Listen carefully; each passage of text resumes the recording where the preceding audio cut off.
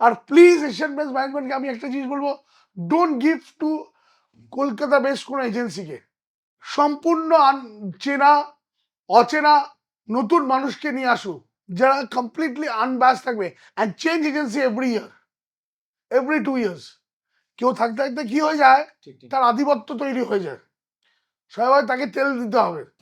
আপনি চাইছেন যে এজেন্সি চেঞ্জ হবে প্লাস জাজগুলোও চেঞ্জ হবে, সিস্টেমস এন্ড জাজেস চেঞ্জ হওয়া উচিত, সিস্টেম এন্ড জাজেস চেঞ্জ হওয়া উচিত। একদম। তো জাজেসও কি বাইরে থেকে আসবে?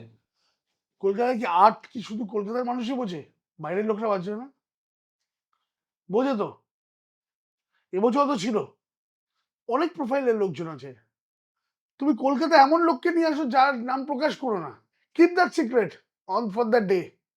এখন কি নাম প্রকাশ করা থাকে, নাম প্রকাশ করার থাকে না, কিন্তু এজেন্সি গিয়ে দিয়ে করে দেয়।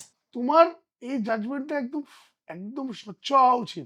আমি জয়িত্রী টিভির মাধ্যম দিয়ে বলতে চাইছি, I want to sit with the Asian Paints management in Bombay, I want to sit with the Asian Paints management in locally. শুধু আমি কেন, আমার সাথে অনেক কলকাতা শহরে পুজো কমিটিরা বসতে চাইছে।